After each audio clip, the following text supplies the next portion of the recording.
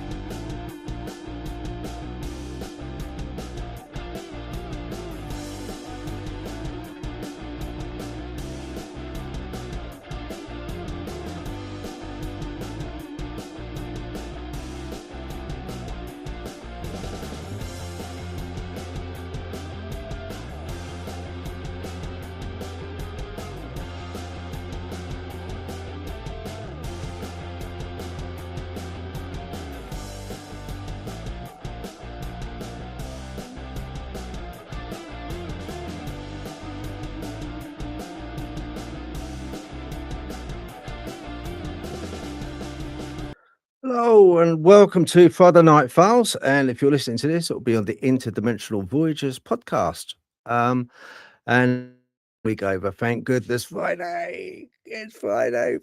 Oh my word, what a week! Honestly, it's busy. Just trying to fit everything in. It's an absolute mare. But yeah, we're getting there. Made it. It does help. Do you know what? It does help. Running this a little bit later in the evening for us in UK time, running a bit later.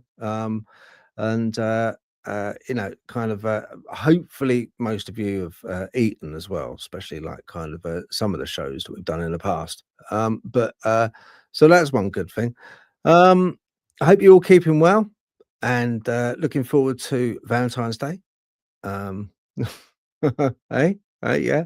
I hope you have a lovely time. I really do. I just want to say thank you very much to everybody on the YouTube for subbing, because I'm over 10,000, and I really am taken back by the amount of support out there for the channel. I just want to thank every single one of you. I also want to thank Dawn as well, Sasquatch sister, for all the support she's been over the years. Thank you very much, Dawn, and to Kate, and being moderator and standing by us for so long, also obviously Keith and Larry, and everyone else that has been on the show and just had to put up with me waffling on, because I am quite a good waffler. Right, okay, that's that over with. I'm going to bring the co-host up, the golden goddess Natalie. Golden. Sorry, that's just taking me aback a little bit. I'm like, I'm not quite shiny enough today. I prepared a bit more.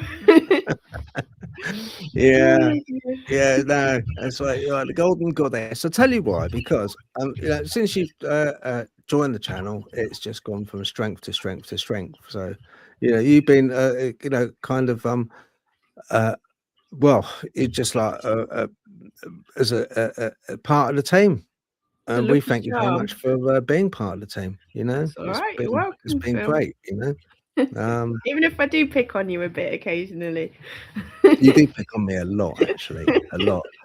but I kind of like it. It puts me quite firmly, sort of feet on the ground, doesn't it? It sort of keeps me in my box, as it were. Well, with 10,000 subscribers, we can't let you get too big ahead, can we?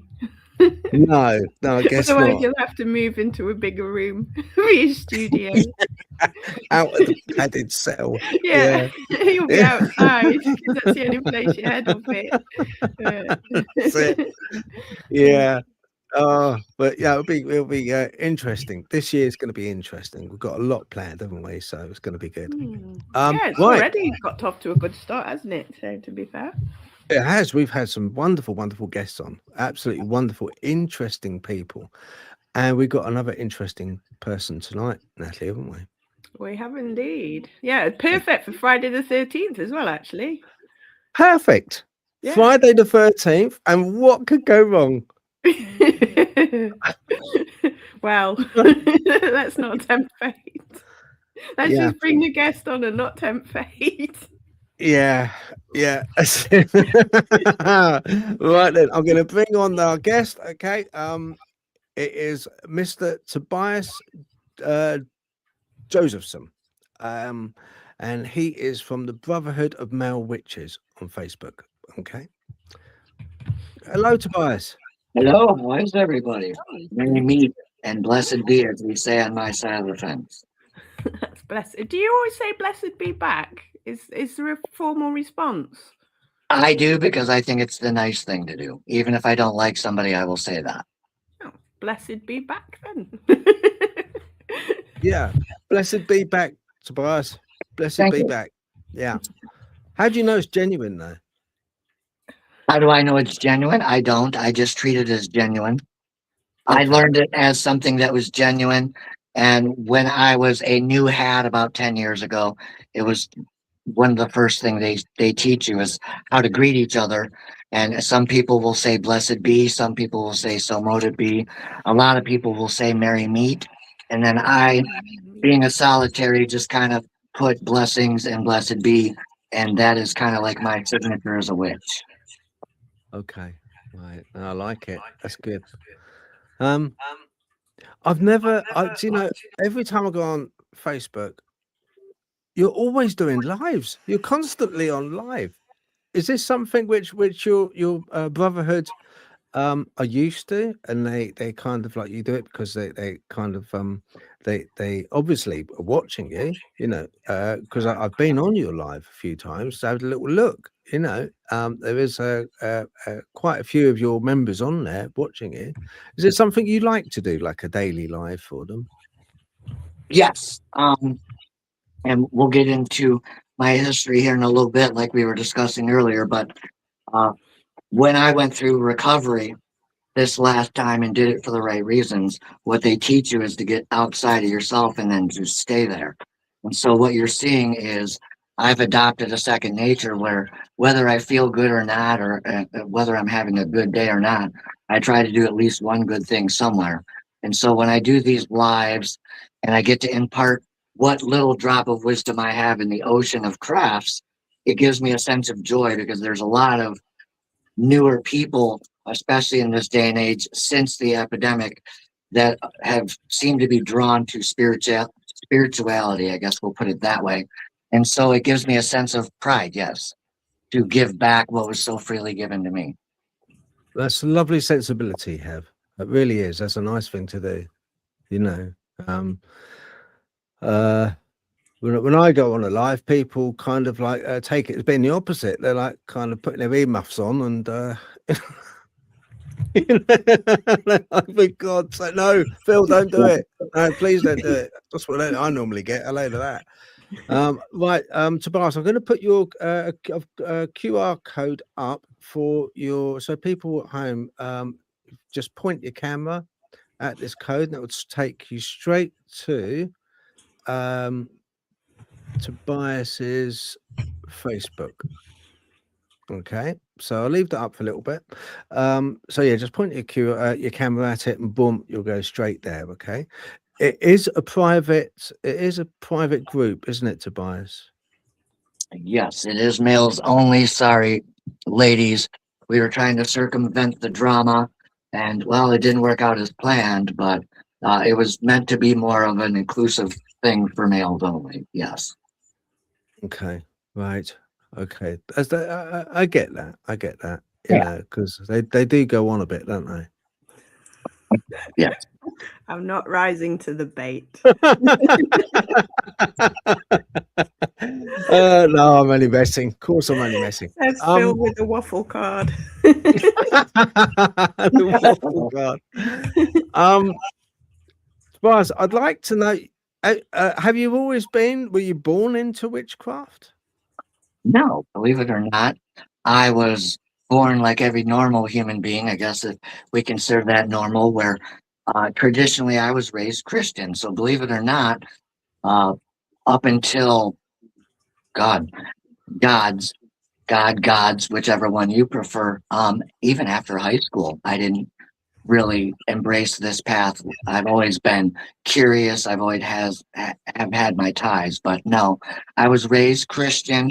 There was even a year where I went to a Catholic school. I still don't understand what happened there, but too young to care, I guess. But so yeah, I was raised Christian. Every Sunday we had to go to church whether we wanted to or not. I even rose to the occasion where every Wednesday I became a junior counselor at what was called Awanas over here in the States. And I don't know if you guys have that over there on the other side of the pond, but it's more of a religious based Olympic type structure, but Christian Bible focused. And so you have relays and stuff like that based on the Bible and its verses and whatnot. So it was pretty neat. I think what drew me to witchcraft is when I was young, after graduating high school and finally getting through thank God I don't have to get up and go do what I didn't want to do as a kid. I think I've heard you talk about it in one of your lives recently where you can understand how most people are like, man, we got to do that again. But I tattooed a demon on my arm, and I'll try to make this as PG as possible. But you've probably seen it. Let's see if I can get it off here. Uh-huh. Let's see. Okay. You can see most of them. Right, hold it there a minute. Hold it there. Right. Okay. Right. Yeah, we can see that. All right. So that is a demon. And so I thought the folklore was great. And so being somebody who was raised religious, I thought I had enough spiritual power in me not to worry about it. And so 20 plus years later, after going through addictions and failed marriages and becoming homeless and addiction and all that other stuff that comes with those entities, and that is how I believe they affect normal people's lives, is if you come from a place of negativity or you have traumas like I did, I think you're kind of predisposed to be like an open door. And so I came to the path about 10 years ago because I realized what I had done. This is called a blood curse, so I can remove the tattoo, but obviously my DNA in our mythos is already binded with Mr. Asmodee here. And so this means whether I do good or not, I get to go one place or another. And I won't say that publicly in case it's going to flag you. And so I'm just trying to do some good now, educate the younger generations. That's why you'll see me doing lives. I'm trying to teach the younger generations this stuff isn't funny. It has real world consequences, and it will take everything from you if you let it. But Wow. And religious and other factors can save your life. Beautiful. Archangel Michael killing a demon. And on this one, do you see how I'm tensing up my arms? So I've got a bit of muscle there. If I don't tense it, it just drops off.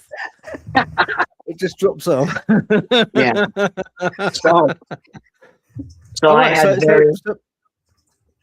So just to clarify, so you had the tattoo done. What demon was it?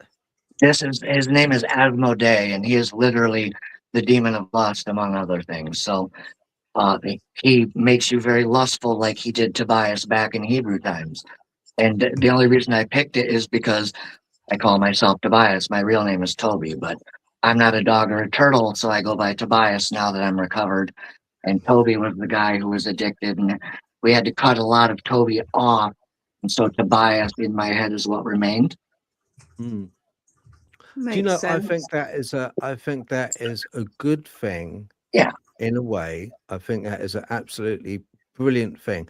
I got this one done, the Archangel Michael, because it was a metaphor for putting to rest the demons of my past. So in a way, Archangel Michael killing a demon, there's basically me saying, no, no more drink, ha ha ha, but no more drink, heavy drinking that I used to do. Right. And now I just tipple. But only occasionally, not on the school night. But putting to rest the drink, putting to rest the other. It's a list of stuff. It's a list of naughty stuff, but it was putting to rest all of that and trying to keep on a good path, Tobias. And this one, only God can judge me. But ultimately, for me, as for yourself, ultimately it is basically, it doesn't matter what any human man says or does. I understand there's consequences if you go to court and blah blah blah, but ultimately my soul is only judged by God. So that's the way I kind of work it. But yeah, I get it, and I don't think it's a blood bond, is it? That just because you have a tattoo of a demon? Well, because it bleeds, the needle's bleeding into your DNA, and it said that if you're taking on his visage, you are taking on his likeness, his troubles, like you were saying. He has a lot of his own devil energies. If you're thinking of the devil tarot card, it's talking about temptations, like you just were. And so I think full well that is how he manifested through me, was through lust and through addictions and through all those temptations humans love to gravitate towards, but they're not the healthiest for us. Yeah. Was that your intention when you got the tattoo to link with him, or did you just like the image? So it was kind of like an accidental. It was very much inadvertent and very much naive. And it's very much one of the reasons why I created the group. One, try to save my life, then realize I couldn't. What now? Now I can just get up here on my little pulpit and hopefully I save a couple souls until I go. But yeah, so it's the best option I have. And I have no regrets now because now I get what I've done. This is me taking responsibility, showing God that I was wrong. No, that's fair enough. A lot of people do that. Like you say, you're right. I mean, I've had this conversation with people before, especially I remember quite a few years ago, there was my mum's friend was fairly religious, and her daughter, and I'd done a bit of clearing work for her church. And the daughter was like, oh, no, I've got strong enough faith. I don't need to worry about these things. And I was just like, you're 14. You go out and do that with that kind of attitude, you will be brought down. And it's like, and I don't like to say that your faith is not an armor, because that is part of the purpose of it. But that attitude of I don't know what the word is. I can beat everything, and that I'm bigger than everything is what caused the problem. And like you say, you don't realize until it hits you in the face quite what these things really are. So it's very easy, like you say, to get drawn into it without actually realizing or understanding what it is that you're doing. So I think that's a very good point that you have there, to be fair. Yeah. Very good point. Thank you. Yeah. And I see you outdo me on the size of your cup as well.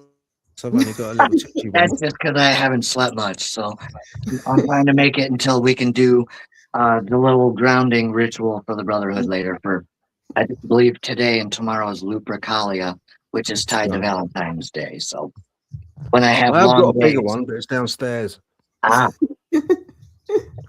been known to pull out the big ones from time to time. Okay. So you were brought up Christian, but you also went to a Catholic school. Now, at what point weren't you happy, or did you find that there was what happened in your life to actually, when did this happen in your life that you changed and you decided, look, I'm gonna study and I'm gonna learn about witchcraft? So it was just about 10 years ago, and let me see, what year is this? Showing my age. I'll be 50 this year. So 10 years ago, I was 40. I was in Michigan. Okay, things were going bad. All right. So my last relapse was 6 years ago, but going back to 10 years ago when I started to notice that everything from that point on in my life had started to make sense as to why it was falling apart in the previous 10 years. And did you just switch? Were you just over there? He does No, that. no, it's What's wrong you. with No, it? you imagined it. What's wrong with it? Ah, It's witchcraft. It's a spell. He gets me every week. It's like I'm like this. What all it is, over I'll the tell you, I'll be street. honest, I'm sorry to look, what it is, I've got chats up online. So you've got some of your friends up on chats, and I wanted to put them up on the screen, okay? So we've got, just quickly, we'll run through it. We've got Roxy B, hello. Kate, hello, thank you for moderating. Dragonborn Rising, hello, thank you very much for joining us. We have got okay, Goldfish Paranormal, never heard of her. Right, let's have a look. Right, hold on, people. Let me just get down to bin. Oh, Susan Voosden, hello. Thank you very much for joining. I haven't forgotten your picture. I'm going to put your picture up in a minute or two. Okay, Ready Steady Retro, hello. Thank you very much for joining. Got a hell of a lot of chats. Right. Okay, right. We'll do the questions, people. I can see questions up on the chat. We're going to do those towards the end of the show, okay? So keep your questions coming. The admin, Roxy, is going to highlight them and then bring them up towards the end of the show. Nayfair, thank you very much for joining. Let's have a look. Go down still. Drew Hollings, hello. Thank you very much for joining again. Good. Right. All right. Yep. So the chats are just like crazy. Right. Lovely. Excellent. That's good. Right. I'm so sorry about that switching over to bias. It's just I didn't think it was fair for Natalie to have all those people sort of like tucked under her chin. I have to admit, I was trying to kind of sit up a little bit. I know. I'll tell you what I'll do. I'll do you a favour because I can see you've done your hair as well. I don't know what you've done with it, but you've done your hair. Right, I'm going to take the bands off. Blonde in it. That's why. I'm going to take that off as well. Okay, I'll keep the names up though. So, Tobias, right? So let's start again. I'm so sorry. Witchcraft. How did you get into it? so I realized about 10 years ago, everything in the previous 10 years had been going wrong. I had some addictions. I had some failed relationships. I had a horrible divorce, which I'm still getting whipped for. But again, that's what I get for ending the divorce early because, it was a long drawn out divorce, doesn't matter. And so I had realized that I had long left the path of my religious upbringing. And I was sitting there about 10 years ago going, let's see how I got here. Where did I go wrong? Well, I had this horrible upbringing up until I was 6 or 7. Sister steps in, raises me. I'm raised Christian. I'm a good person. I have some sense of identity. This is before I realized my traumas were playing their parts and all that. But what I did notice in a moment of lucidity is that I had started gravitating more towards the temptation side of my personalities, which you'll hear in spirituality and metaphysical terms like shadow self, or those negative toxic personality traits you hide from the world. Say you binge eat or something behind doors, or you're a gambler, or you have a habit you don't want people to know about because your reputation. And so I realized that it had to be me, okay, because who moved? It wasn't God, it wasn't religion. And then I had to stop and, like I was saying, figure out what I had done wrong. And so what I did is I wasn't allowing myself to practice any form of spirituality, let alone praying to God. And so that's when I realized, all right, so religion served its purpose for me. But I think the reason I became a witch was because as a child, I just felt like my parents were just like, get up, you got to go. Get up, you got to go. And perhaps I chose to freely gravitate towards becoming a witch because I wanted to see what was on this side compared to the histories of what God and our religious and Moses and others were. And I think what happened is I see the correlation. And so I can't say that one day in the future I won't go back to that side because you don't know. I just know that where I'm standing today, I'm a proud solitary, but I'm one of the strange ones. I use God in my pantheon. I just don't tell people about it normally.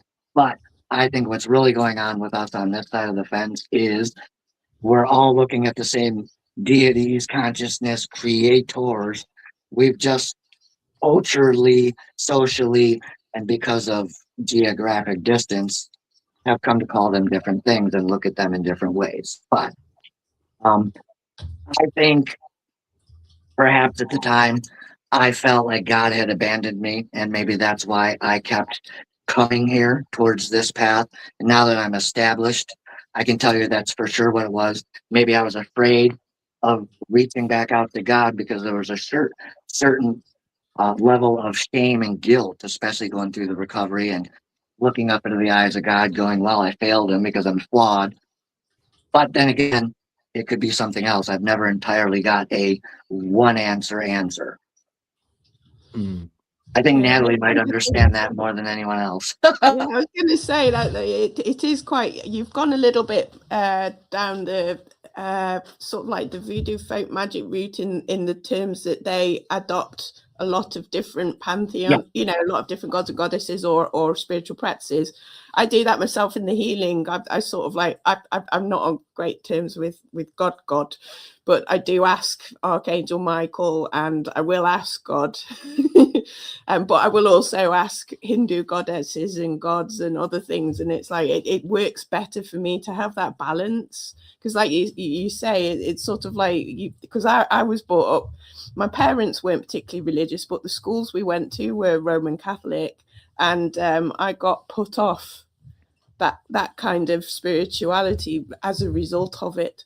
So it's sort of like you say, you're trying to find a balance where you don't want to abandon a deity because you, like you say, you're flawed, so you're not 100% sure whether it's you or them, but some part of you sort of like doesn't want to abandon that basis either. So, you know, or that comfort from it that you might have had around all the problems. So to incorporate it into your practice, like witchcraft's quite good for that, isn't it? Because it's quite flexible. And so that you can sort of like, you know, what you're comfortable working with, you can adopt it and bring it in, and it does seem to work quite well with itself because it's not a singular thing. So I mean, maybe that's, I don't know, psychoanalyzing a little bit, but maybe that's a little bit of why you've done that. And like you say, a lot of people do that with witchcraft. They go from a religious background into witchcraft, and sometimes, like you say, they can make friends with God afterwards, and then whether they go back or whether they do what you've done and meld them, you know, it's sort of it is interesting because you know, it's quite, like you say, it's a complicated subject. Very complicated on many levels. Oh yeah. Yeah, no, I'm pleased you've been able to find a way of having the two in your life in a roundabout kind of way, though, because it does sound like when you were younger, some degree of religion was helpful for you, even if you kind of fell off the wagon a little bit. Right. Yeah, it does sound like you did get something from it, though, as well, which is, it's nice to see that you're able to come to some kind of balance with it a little bit, or you're trying to come to a balance. If that's true for you, I don't know. But it's very, you see, Christianity and Jesus, Yahweh, it's a very passive religion. Okay, it's very easy to get frustrated, especially when you're having hard times. If you're having hard times, and I know I went through a whole avalanche of different emotions myself when I was going through sort of because I also had a terrible luck with women in the past, and which didn't, all of it didn't end great, you know. But and I always had this, because we have this inbuilt need to want to have, it almost gives us a sense of being, of worth, of, you know, that something is there. And with God, you know, it's very passive. There's nothing, you know. I went through these emotions. Okay, God showed me the way. I'm going through crap at the moment. Nothing. Then I went through the emotion of getting a bit frustrated. Look, I've been a person, and I really wouldn't mind, you know, a bit of help. Just show me the way. Which is the best way to? Should I leave her? Should I go? Show me a sign. Can you just, like, you know, I was brought up, baptized Christian all my life. Would you please? You know, that was another emotion. And then the other emotion I got was downright quite angry. Oh, honestly, what do I have to? Why don't you? Why is it always a silent wall? Constantly a silent wall. Why? I just can't be. I don't know why. Why do I pray? Why do we go to, you know, to church? Why do we do this? You know, and all these emotions sort of. And do you know what? I had a moment when I was really, I got awfully drunk. I was younger. I was in my 20s, late 20s, 30s, and I was so bad. I'm being absolutely honest here. I lived in a place called Chiswick in West London when I was working, and funny enough, it was a big townhouse. Okay, and below the bottom, it was on High Street. On the very bottom of this townhouse, it was a converted off license. How I gravitated to that place of all bedsits and flats, I do not know. But anyway, I lived there, and I used to put my earphones on because there was so many different types of people living in this bedsit. It used to have padlocks on the outside of doors because people were so transient in the different rooms. There was a multitude of rooms in this big house, and you never knew who was living there. You'd have Muslims living there, where I couldn't even get up the stairs because they were praying, so I had to step over. You know, it was their time of praying, so I was like, oh right, okay. And so, and it was just a real low point in my life. And I remember I was wearing headphones and had my pants on, underpants on, and my headphones were plugged into a stereo because I didn't want to wake anyone up. And I was just like listening to music, and I was drinking. And then as I went back on the bed, my headphones popped out of the stereo, and it was blaring out music. Next thing I knew, fire brigade came. God's honest truth. Fire brigade came, knocked down the door, and saw me on the bed with my trousers down, with headphones on and the stereo going. And I kind of was in that kind of place. I seek solace because he wasn't listening, right? And I had no one else. I didn't have anyone else, so I was like, kind of.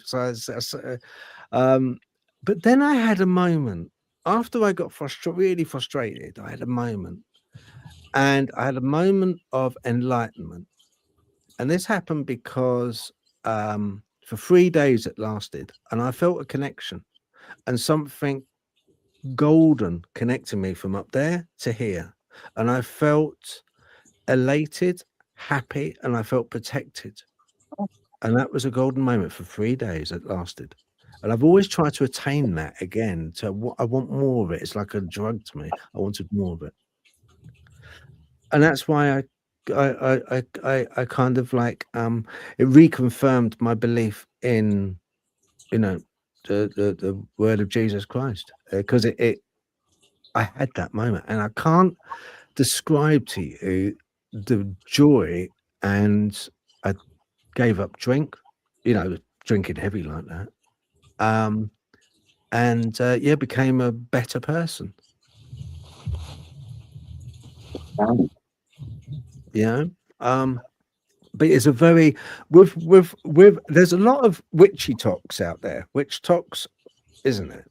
So you find an awful lot of people who are flitting around forests and woods in long kind of like cloaks, doing this witch, some of it quite badly, a lot of it quite badly. You know, and it's kind of like overrun now. Do you think there's a need out there for people? There's a need in them to go down this avenue of witchcraft. It's a very old craft.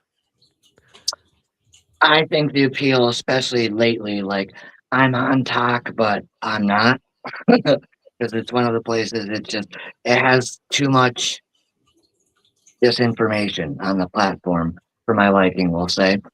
And so it grows organically. Like I just go there and I find paranormal people and then I add them to the groups and bring them over that way. But I think the appeal, especially since like the epidemic, I've noticed people went from being more selfless to selfish, especially.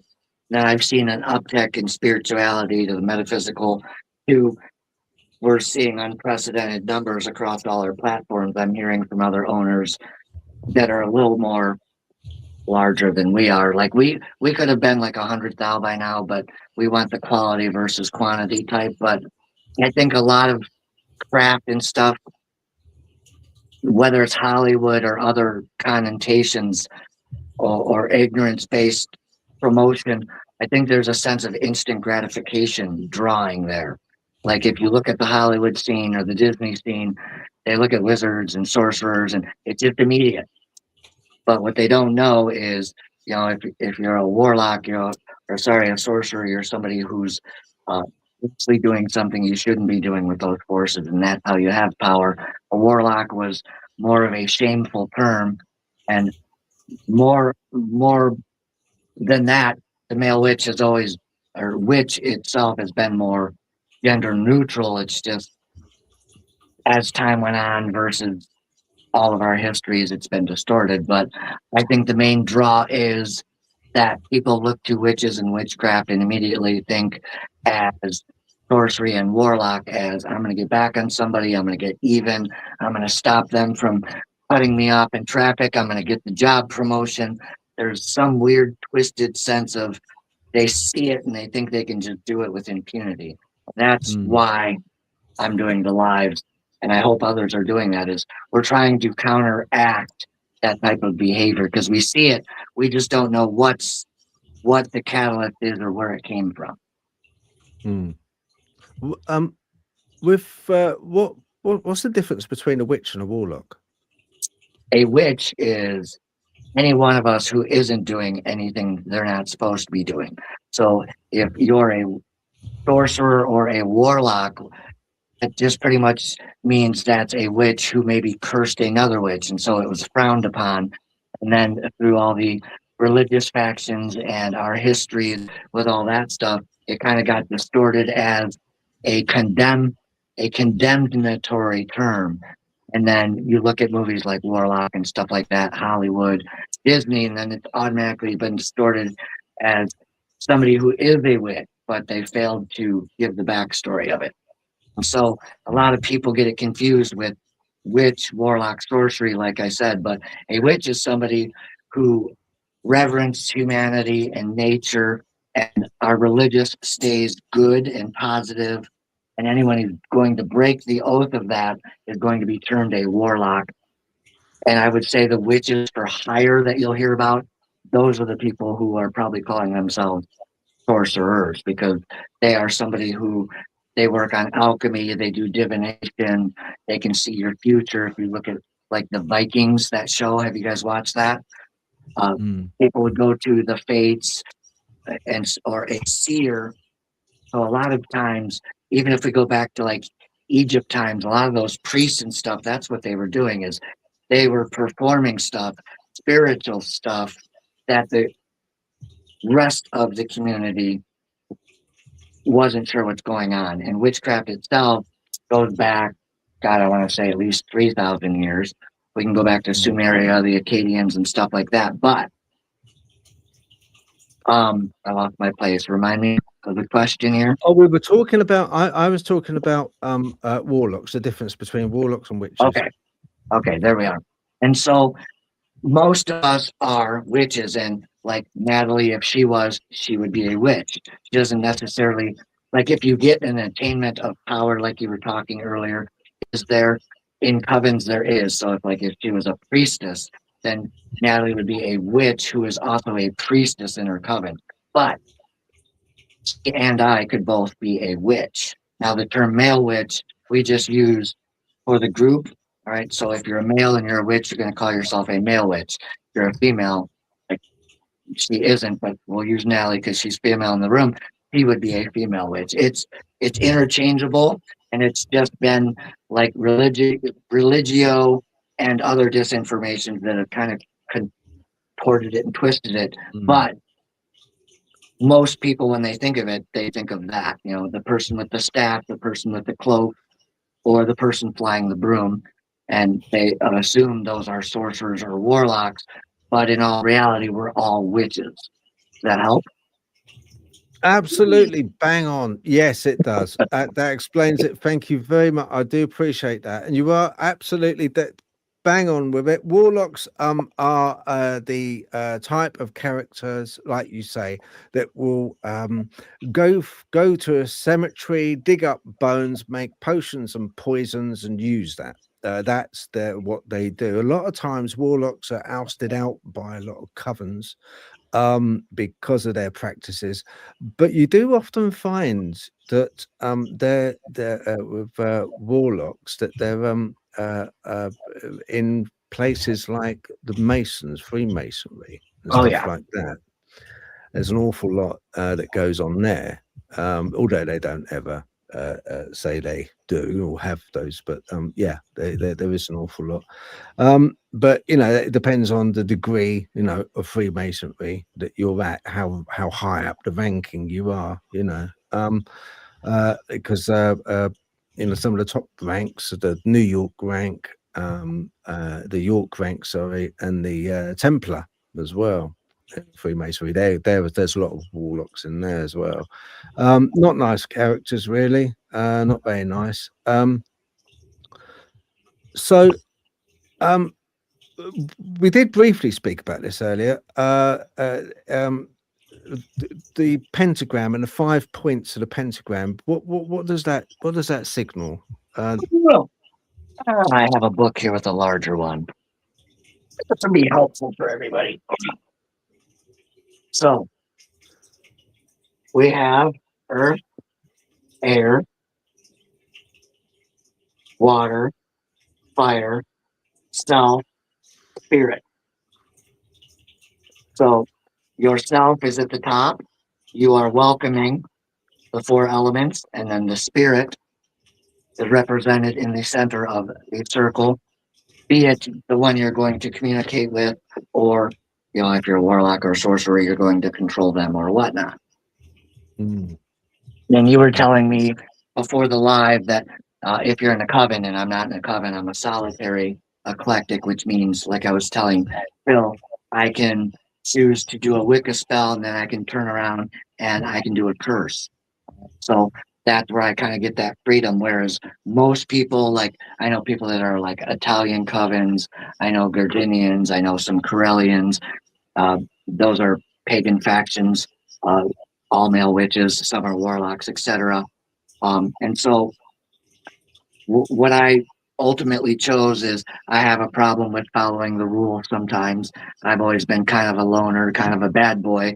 And so for me, solitary eclectic just kind of allowed me to honor the pentagram, but also at the same point, because I get bored easy with my ADHD and I have to be doing multiple things at once. And so it was a logical choice for me to choose solitary. ADHD. There's a connection. Yeah, there is, isn't there? I know you've watched our other lives. It seems to be a lot of people that are on the peripherals of society, the ones which are not mainstream, slightly different. They're almost like savants. A lot of them. always how, and Natalie will tell you. So you go that the amount of people. It comes up. It comes up in nearly every single interview. I mean, some of it's my fault because like it's become a bit of a special subject that I started learning about 18 months ago, give or take, when it was suggested that I was autistic, and I was like a bit like you, Tobias. I'm nearly 50, and I've gone my entire life with like having problems and not really understanding. And now you have an answer in your life. Yeah, wow. and then somebody's just like, "Don't you think you're autistic?" And I was like, "Hell no!" It's like, but you know, so I was sort of like, that was a whole another like, you know, complete, like you say, a change in your identity, especially if you're not aware of it. Like I wasn't. Like I spent my entire life thinking I was somebody else, basically. But what we found is since I've learned about this, nearly everybody that I talk to is on either ADHD or ADHD or autistic, and we're finding this in the communities, the paranormal community, that there are, unless it's the kind of people we're attracting, there seems to be a very high prevalence of neurodivergence. And I was talking to Daniel Williams, and he was like, you know, he said, oh yeah, a lot of people in my group are ADHD. And then the UFO Chris Meachin we were talking to, and he's like, oh yeah, you know, I'm like gifted / autistic, and somebody else was like, oh yeah, I'm the ADHD, and somebody else was like, oh, I'm autistic, and we feel like, oh gosh, what, you know, is this just because we all draw to each other, or is it something to do with the paranormal?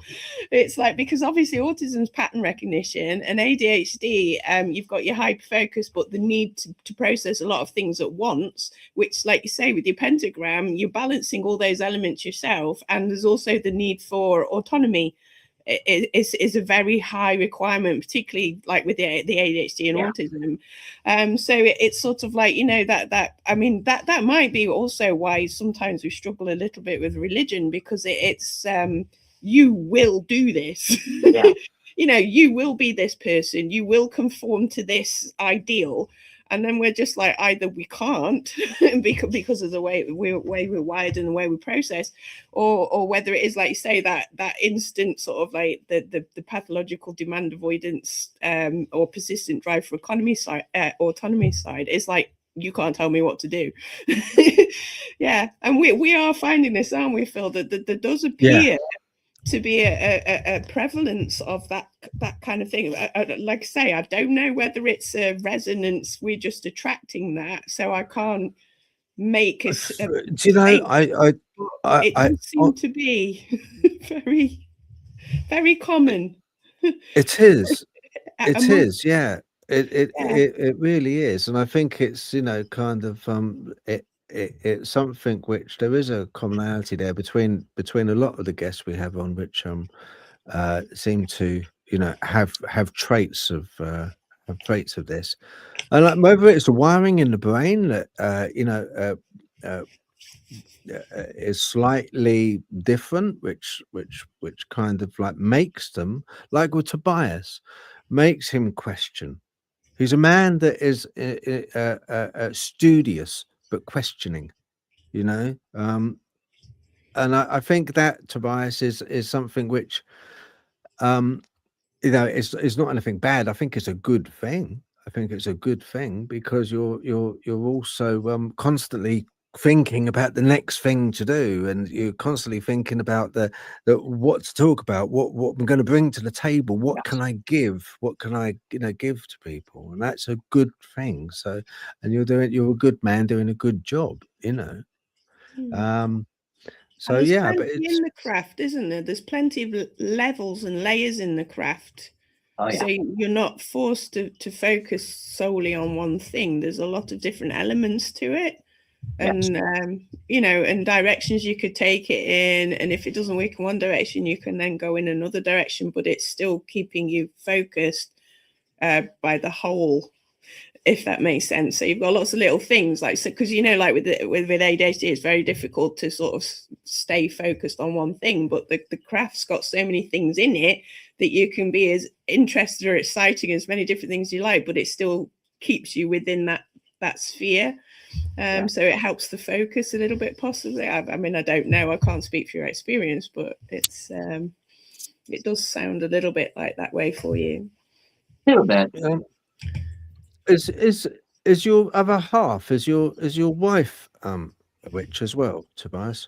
She calls herself not religious, probably more Gnostic, or not Gnostic, I would say atheistic. Like she knows there's God, but she's not really, I'm not going to say atheistic because she believes in God and heaven and hell, but I'm not sure if she's religious, but she is like learning on her own, like spirituality. She dabbles with the tarot. She's interested in like learning Wicca, and Wicca is mainly just nature based. And so for her, that works. And that's a lot of like kitchen witchery and stuff where you'll use herbs and cook with love and give back to nature. And like we take our bread outside and we have a circle that's going to be a fire pit, and that's where we compost right now. And the theory is you're giving back to nature. Nature gives back to you. Kind of, she likes that bond with nature and the animals. And so Wicca kind of suits her. Her parents, they weren't like religious that way, but they believe in God, if that makes any sense. But she's kind of sort of dabbling. I wouldn't really call her Wiccan just yet. On the fence.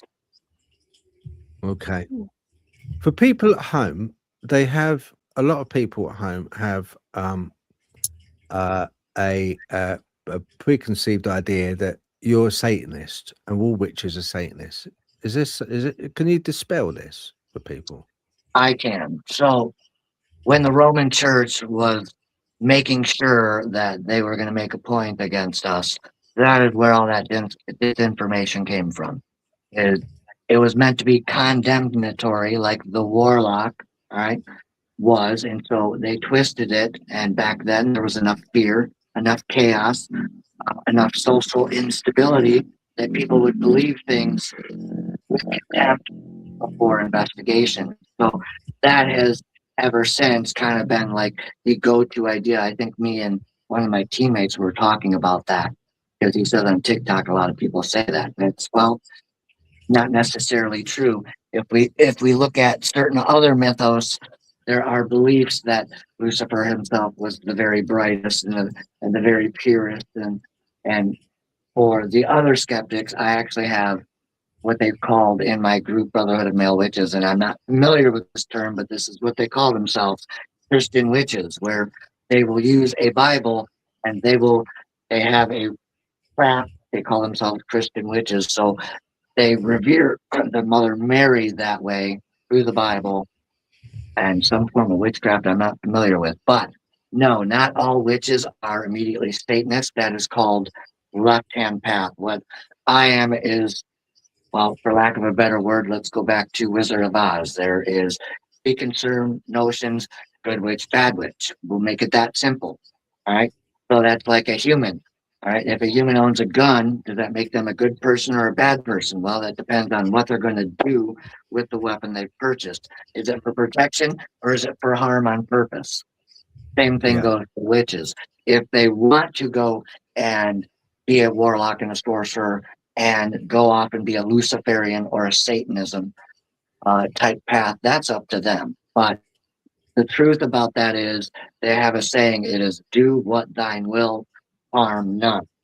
So for the most part, they shouldn't be harming people. Now, again, there are roads that twist their path into, and we won't go too much into that. But for the most part, that is just a false belief that was contorted between the arguments and the stances between the craft, the pagans, and the religious factors. Yeah, because that's a Crowley-esque thing, isn't it? Do as thou wilt. But that's it's actually meant as an expression of free will within Yes, the individual. exactly. But yeah, no, I get that. That's fine. All right. Oh, okay. Okay. Have you you do an awful lot of tarot reading and stuff, don't you? I've been known to do a little bit. Yep. Yeah. How do you feel about divination? You know, from the standpoint of uh, a lot of people are put off by it. I am a bit put off. I've used tarot cards in the way of when I've been in the forest Okay. last year. I put them up and hung them with clothes pegs, okay, on a bit of cord and left them overnight to see if any creatures or spirits wanted to interfere with them. And I used the Lenormand, the red hand Lenormand pack, because they're very visual.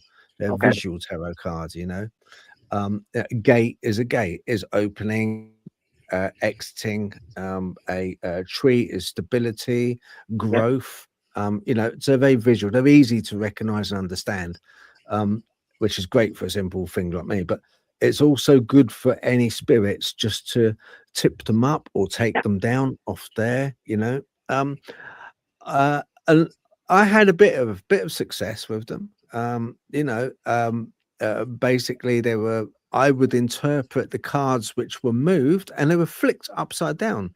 So I had them all hanging downwards, and I had all this array of cards hanging down, and there was about 3 cards which were flicked upwards, facing up, not down. Huh. Yeah, exactly. And it was a tree. It was the chair, and I think it was the what was it? Asimov, Asimov, something like that. I'm not very good with tarot. It was something like that. It was a person's head with Asimov or something written on it. I've got my cards here somewhere, but yeah, I use them for that, just as a kind of, you know, and it was basically saying to me, as I deciphered it crudely, it was saying growth with knowledge to continue. Correct. Yeah. Yeah. Oh, I am correct. Oh, brilliant. Yeah. So I took stock from that. I thought, well, that's not bad. That's okay. Mhm. Yeah. You know.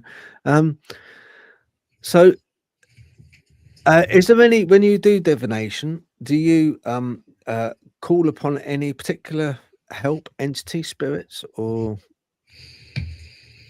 Oh, I get myself into a trance-like state. Will call it. I don't know if anyone does meditation.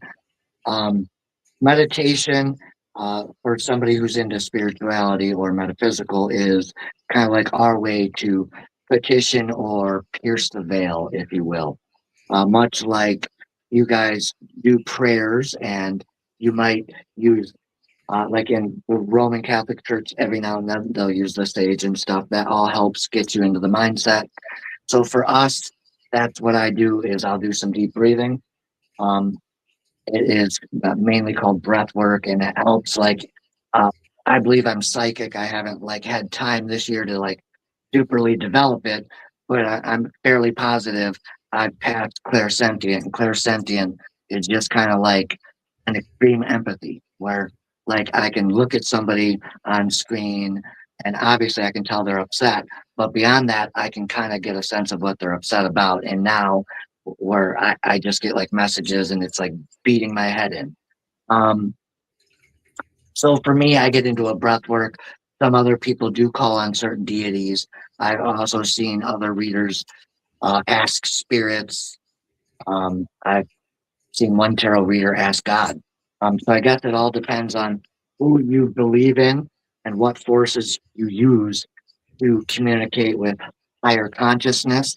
So tarot is just kind of meant to look into the darkness, kind of like if you're praying to the angels and praying to God, you're asking for answers to questions, calming to your fears, you know, Joe's sick, stuff like that. And so you'll use tarot and oracle as a way of trying to find hints or clues into what might happen with Joe or Johnny or your job or what's going to happen at the end of the year with whatever you're thinking about.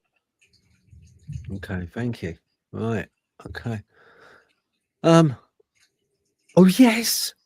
Another thing. You're a paranormal investigator, aren't you? Indeed. Oh my word. Brilliant. I like it. Right. So what do you bring to the table, being that you're with your witchcraft and your knowledge of witchcraft? Do you think it helps you? Do you think it helps in gaining more interaction with the paranormal? That's the best way to answer that. Well, we're going to find out this year. So I've long What are you doing? Huh? What are you doing? I'll tell you what I think we're going to do because he hasn't quite told me yet. But Okay. so our business partners we were telling you about, he is another. He is also another practicer, and he is. I think he calls himself a warlock, ironically. And so we are going to try to respectfully ask spirits and locations to communicate with us if they would like. Nothing too crazy. We're just going to see if we can't use a little bit of nudging, we'll say, and do little chants, little rituals to try to encourage, let them know that we come in peace.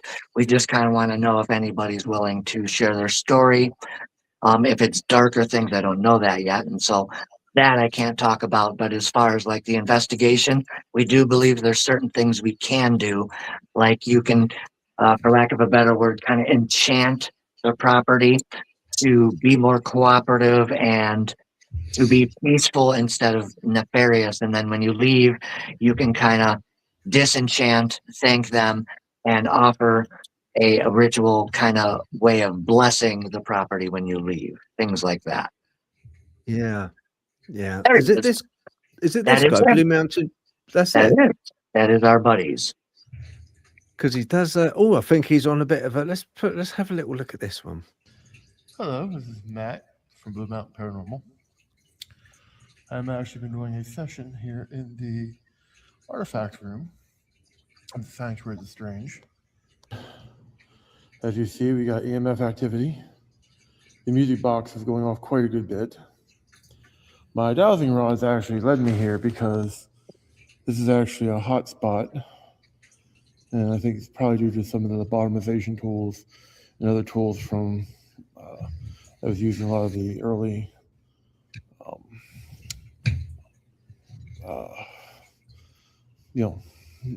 asylums and whatnot. I did get a hit on this whiteboard where it said hello.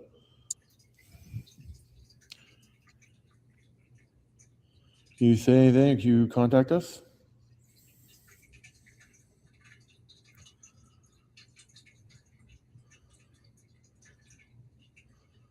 Like normal, he'll get real active and then everything dies. Typical. He sounds cool. Yeah. He's a great guy.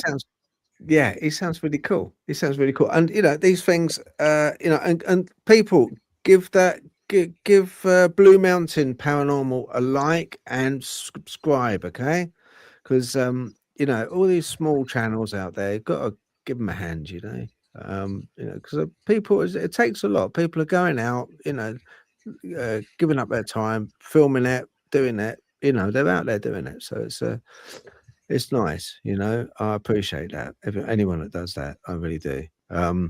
So yeah, give them a sub and go check his videos out. Yeah, that's interesting then. So you've got a secret squirrel edition plan then, basically, haven't you? Yes. Our closest one is at the end of the month on 27th. I believe we are going to a place called Walnut Hill. I believe I'm correct. And in the basement, it used to be an actual speakeasy. And so we have Gatsby 20s era type type costumes on our way, and Lady Fonda and myself and him will be dressing up, and we'll be playing poker, and they might be taking a few shots and stuff, and we might do a little shenanigan investigating at the end of the month, but it's mainly food, fun, and kind of playing around with the spirits there and seeing what happens. Cool. Yes, why not too? Yeah, no, that'd be nice. And you're going to stream? Are you going to stream it live, Tobias? Yes, and that will, I believe, be on their YouTube channel when they stream, and then eventually I'll get stuff added to ours. So what people don't see is our business, Paranormal Witchcraft LLC, was started in May, and there was 13 of us. Now there's 9, but there's only one of us doing the work, besides chief financial officer and the boss. And there's a couple other shadow ops, I'll say, that are doing things on platforms, but as far as that, I'm a little behind. But eventually, yes, we're going to be sharing the streaming, probably from his channel, and then I'll be streaming from our channel, stuff like that. Superb. Absolutely superb. Yes, why not? Why not indeed? That sounds absolutely brilliant.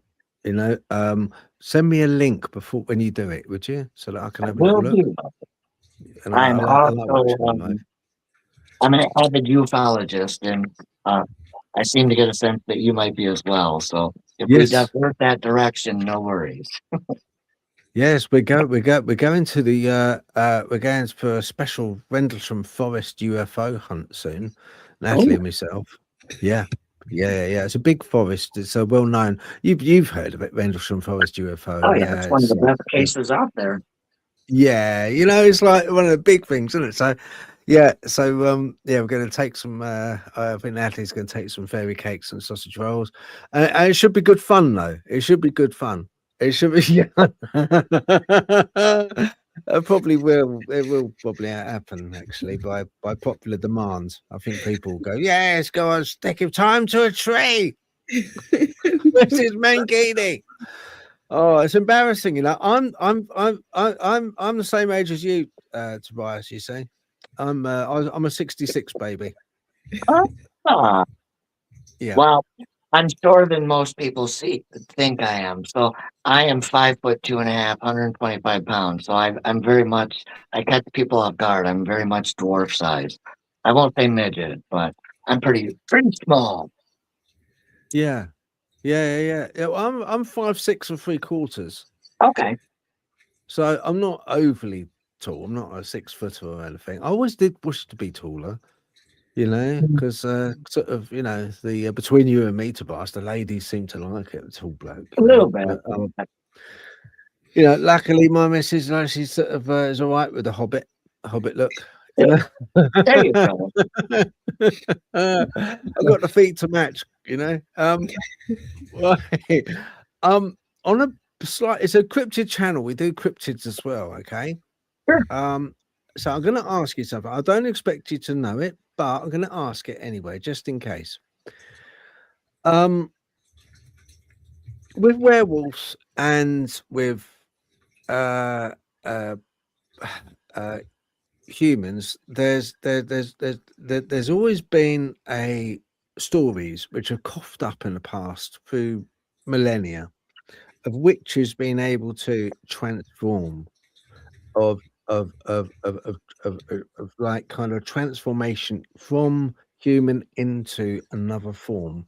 Even through the 16th century in the UK, there was Matthew Hopkins, John Stern, who always used to have local women check the bodies for teats on a woman to see if they were suckling any familiars, and they did believe that witches were able to transform. You've obviously heard about this, haven't you? I haven't met any who claim to be able to do that. But I would love to interview someone like that. I'm actually going to New Orleans the end of next year. I'm going to meet one of the brothers who lives down there, and I'm going because I've had a lifelong fascination with vampirism, and so that's my main reason to go into New Orleans next year. But werewolves that's obviously kind of my wheelhouse as well, but more so like vampirism. I have heard that about witches, which is fascinating. I've always been under the estimation that a witch could turn into a wolf, a werewolf, a dog, and sometimes a raven. All right. But then also, I've heard anything in between, especially with the vampirism in between. So most of that stuff I've talked aside, but that I have heard. I haven't met any per se, so they got to be rare. Maybe they live in Skinwalker Ranch. Who knows? But it's a, do you know, it's a crossover. It's a, yeah, maybe Skinwalker, right? It is a crossover because when you sort of I was talking to a guy about 2 years ago, and he wouldn't come on the show, but he was part of a group that he said he witnessed. Have you ever heard of the Judas ritual? I've heard of it. I don't know much about it though. Okay, right. It's a particularly horrible ritual, but it's needed, necessary, both for vampirism, they believe, and also trans, you know, sort of changing into a werewolf. And basically, what it is you have to unalive somebody that is a loved one or someone that is close to your family member, to be able and when you do that, likely or not, it's going to be a family member. There's no going back. There's no going, you know, that's it. That's one of the cardinal sins. But you are able then to have powers to transform into a raven, like you say, a werewolf or wolf. You're able to do that. So it's a very, that's one thing I've heard about. Right. Not a very nice thing to do, but you know, there's no going back from that one. But yeah, no, it's interesting. And vampirism, vampirism, it's you'd like a guy that had on called Keith Evans. He wrote a book called Planet of the Vampires.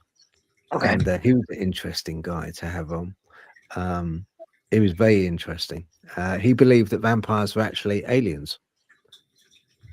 They had their own planet. Interesting. Kind of like the series V. Is anyone? Well, that we're kind of dating ourselves now, but yeah. The mice. Do you remember the mice? yeah. No, that's good. I would kind of say that, you know, like you've heard me say it on my lives a lot, that, you know, there's a lot of brilliant people on this planet, but even so, our best guesses are still speculative. I don't know, a lot of people hate hearing that, but it's true. And so that totally wouldn't surprise me if that ended up being a truth one day.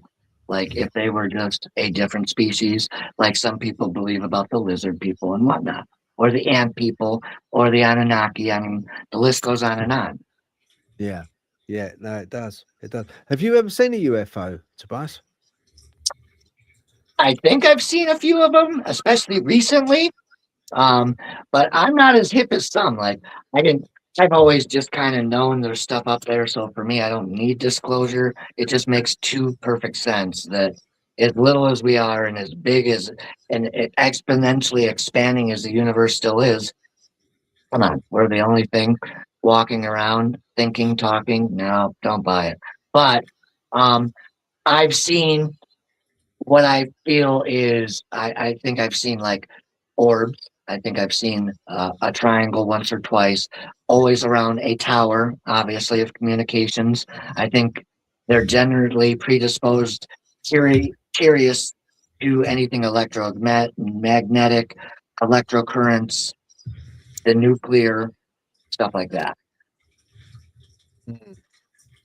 Yeah. Have you got any theories on them? Well, I tend to believe what some of the newer people believe is that I think what we're seeing with some of these, like with AI Atlas, I think that was part of an older planet. I think Mars is a moon, and I think the asteroid belt was its planet. That's just one of my theories. So I think they are here for us because they're curious. I don't think they necessarily, I think they need our DNA more than we need anything from them. Because if you look at them, they seem to be awful interested in things we can do that they can't. And my theory is they're probably benevolent species like everything else. All right. If you look in nature, there's even ants that are good and bad. All right. And so I think with NHI, UFOs, aliens, USOs, all of it, I think there's going to be inherently good and inherently bad. Yeah. Yeah.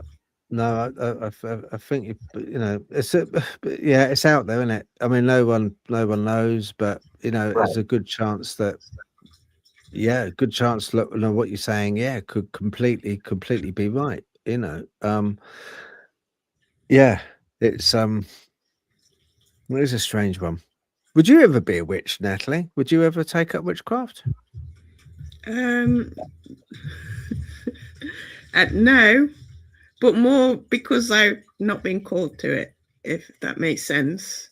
Yeah. So I wouldn't say no because it's witchcraft, but more because I just haven't gelled with it. So there are certain elements of it that I can sort of roll with, but it's never quite been in my wheelhouse, if that makes sense. So I mean, I've got a pack of tarot cards. I use oracle decks. Very love nature, communicate with animals. So I do love gardening, herbs, crystals. So, it's like I've got all the elements of witchcraft, but I've just never really been able to sort of like gel with it in a way that I kind of would feel that I would be able to say that I was a witch, if that makes sense. So, I mean, I've done the odd spell here and there, but it's not natural to me to do things like that. Right. So I don't know whether I'd say I was more intuitive, so I wouldn't discount the idea, but it's never called to me directly, if that makes sense. But indirectly, maybe it's perhaps around the edges. Okay. It's like if that makes sense. So I've never known what to call what I do anyway. So, there you go. But I mean, in some ways, you could argue that is like primarily witchcraft, isn't it? Right. Right. But really quick before I forget again, I remember the back half of the alien statement is that I think we've seen a lot of drones, and I think that makes sense because I think, like I believe, like a lot of others do, they need us more certainly, or something from this planet more than we need them. But I think we're seeing a lot of drone technology. I believe the Greys are some kind of biomechanical. I almost kind of believe the theory that maybe some of them are future us coming back going, oh no, this AI you guys are looking at, don't do it. But how do we know that? But as far as aliens themselves, I think it could be anything from angels to maybe perhaps some of them are demons to perhaps some of them are robotic. But as far as one definitive answer as what they are, I do not know. Fascinating, though. It is. It is. I think it's because there's so diverse. There's so much. It doesn't fit into any particular categories, really, and it's more unknowable than the paranormal in a weird kind of way, because people's experiences with the UFOs are in some ways more undescribable, the effects it has on them than the parent. I don't know. It's a very strange subject area. It's a whole nother ballpark, but but there's all this overlap at the same time. And like you say, I agree with you about the spectrum of, because if you think about it, all species have sort of like better behaved and not so well behaved within it. So I do agree with you. I do think there's not a conformity there, right. Even possibly within the species, because if it's the same with us. I mean, if we voyage to the stars, one starship captain would behave very differently to another, even though their foundational principles allegedly would be the same. So, you know, the experiences from them would be very different. And like you say, you get breakaway factions and things as well. And so, I mean, for all we know, they've got politics going on. And that's why the UFO phenomenon is so random. Because, you know, there's a lot of maybe they've got a lot of politics in there going on as well. But yeah, no, so but I do agree with you about that. That there is a spectrum of behavior with them.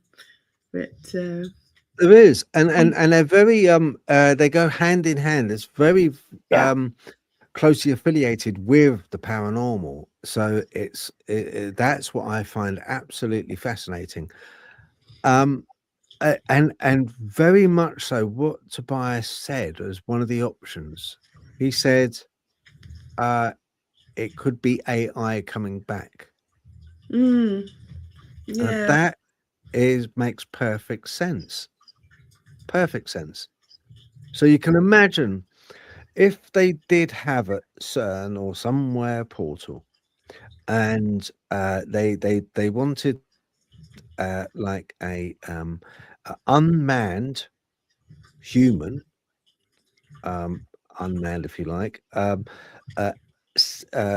robot which they're making now, and say they sent it through a portal, and say that went through and it went on a different timeline to us, and it began to be sentient, be aware of itself, and it began to make more of itself, and then it would want to come and visit its creator, wouldn't it? Oh yeah. It would, you know, and it would want to come back, and that would probably account for a lot of the interactions that people are having with them, and they're so child and they're so naive in some instances. They have the technology, but the interaction and the understanding of our emotions are totally, they're blind to it, just like AI. When you ask AI and you say, how old would you, and it's very difficult to try and get an answer, but how old would you say you are if you were a human? And I did this, and it turned around and said, I would consider myself to be a teenager. So imagine that, a teenager coming back. It would take somebody, you know, and it would interact like a teenager, a little bit awkward, a little bit, oh, you know, why are you bawling your eyes out? I'm only prodding you with a stick. You know, it would be kind of like that, wouldn't it? So I think you're spot on with that. You know, I think that could be very well a thing. You know, yeah, I definitely do. I think that could well be a thing. Have you, with your paranormal side, do anything like candle work with the paranormal? Because I know that with candles, it's very, very important from the point of view of the size of the flame, the type of candle, the color of the candle. They all denote certain things with witchcraft, don't they? Yes. Do you use candles yourself to In the paranormal, or myself in my practice? yeah, in the paranormal? So like a bit like I mean, I've been thinking about this myself, you know. It's like it focuses intention. It represents the element of fire, acting as a beacon to call upon spirits of the divine. So because of it's a focal point for spirits, a candle is. That's why you light a candle. Yeah, that's correct. So, you know, in that case, it would make sense to me to use candles as a divination tool, perhaps. Indeed. Even if it like, let's see, I have a seance board around here somewhere. Right off the top of my head, you could take a Ouija board and perhaps put a candle in front of it. All right, light it first before you do the seance. That would definitely attract whatever is there to communicate with you. Indeed, and when we do candle magic, that's indeed why, because that flame is said to the fire energy connect with spirits much quicker. Yeah. Yeah, it's a symbolic act, isn't it, of a call for prayers and spells for flame is really. It enhances, it sends the spell off into the ether, if you like, you know. Not like with Hanukkah, you light the 7 candles, or in Christmas time, there's poinsettias. A lot of people light candles. I believe it's a similar concept, similar reason. Isn't a white candle for purification? Right. A white. Yep. And blue candle's peace, isn't it? Peace. Yep. Red is either warning or love. Pink can be self-love and healing. Green can be like prosperity. Let's see, abundance, growth. I have Purple intuition. Huh? Purple's intuition. Yeah. A purple candle. Yep. Yeah. Yeah. No, cool. No, I was just like I was really picking your brain because I thought, you know, that's one thing that I'd like to try when we go out to do our UFO thing. I want to try using, I know it might be difficult because we'll be out, but you know, I want to try using candles, but you know, I need to think about a certain type of candle to use, you know, to try and get some interaction. But it's just a thought. That's all. I was just like kind of thinking, oh, well, maybe. You guys use laser printers for yours, or you guys use laser pointers when you go out and do UFO spotting? Yeah. We were told on, was it last week's show, wasn't it? Yeah, to use laser pointers. Yeah, one chap told us to use laser pointers, and then when we interviewed Preston Dennett last week, he said that he'd got told by contactees that they didn't like the laser pointers. Well, I could see why, but yeah. So it's 50-50 on the laser pointers from what we can gather at the moment. So it either annoys them or it doesn't. It's a bit like the dog whistles in the paranormal. Yes. Apparently, yeah, they tend not to like that so much. So, but you get interaction from them because they get angry. So, yeah, I think Skywatcher was doing that. Barber and his friends, I think they were doing something like that, and a lot of people were firing back that it was upsetting them. And okay, so it's a bit of a controversial. Yeah. I could believe it. If somebody was firing laser pointer at me, it would annoy me. Just driving along in space. Yeah, somebody's like, and you're sort of windscreen. Yeah. Have you ever had anything? Sorry, Phil, I was just going to say, back to the candles briefly. Have you ever had anything odd happening with candles when you've been doing spells, or if you've just had them on in the background or in rituals and things? Have you had anything like odd happening with them? Let's see, I can pull one over here. I don't know if you guys can see it, but so I've had ones where, you know, I'll look over after a day or two and they've just split, right? And so they've just split open on one side. The rest of the candle is fine. I've had candles explode. I've had flames split in two, but different sizes. One will dance down here. Another one will dance a little higher. Okay. And then if you see a calm candle flame, that means you have peaceful, calm energy. A lot of times if you see dancing or splitting, or your candle isn't doing something more normal like this, then that's why you would look at your candle. They say you can look at the wax, you can see shape, sign, maybe shapes of people and stuff like that. But yeah, I've had all kinds of weird stuff. Oh, wow. Yeah, I knew about the, like, sometimes the flames would get bigger or smaller or flicker, but I must admit I've not had a candle exploding on me, splitting like that. So, no, that's really interesting. It's a bit scary when it happens. Yeah.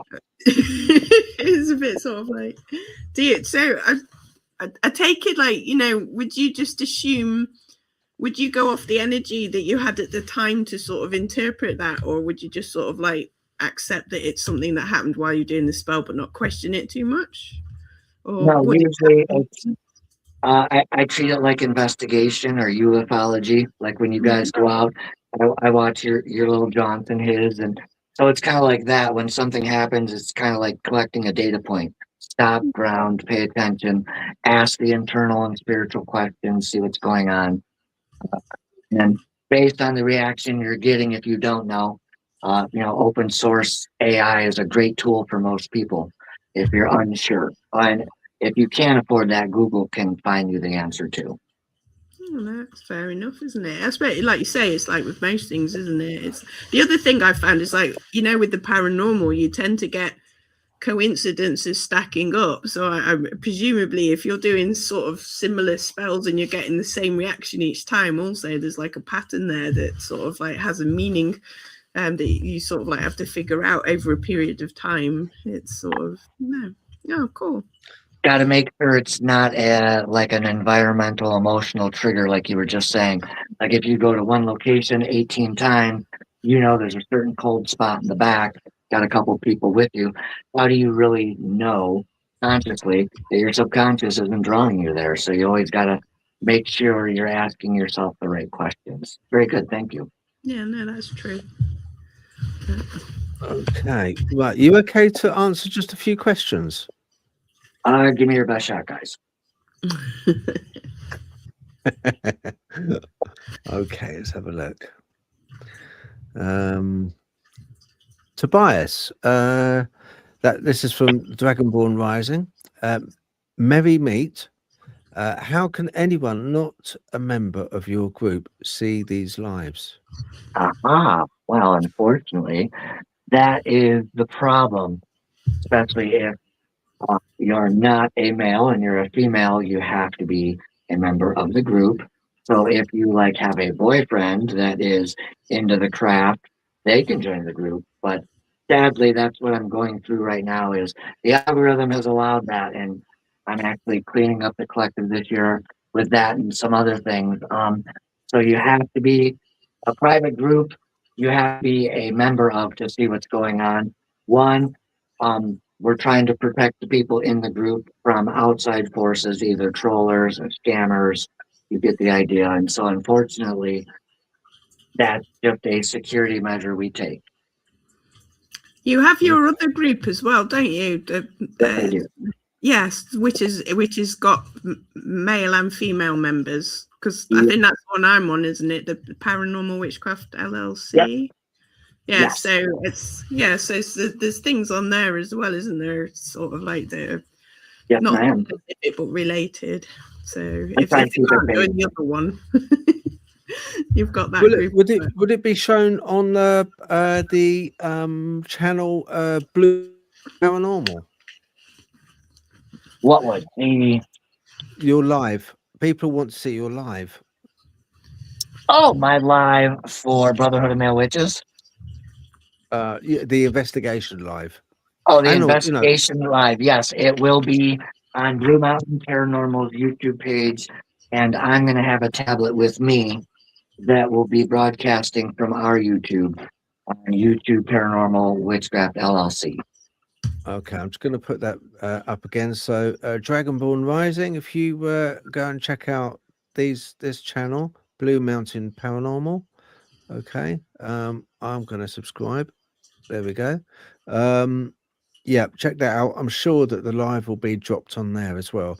But with Tobias's own lives, yeah, they are really good. It covers an awful lot of subjects. But no, you just can't. Sorry. Yeah, unless you have a penis. Right. Okay. Have we got any more questions, folks? Does Tobias believe in a creator?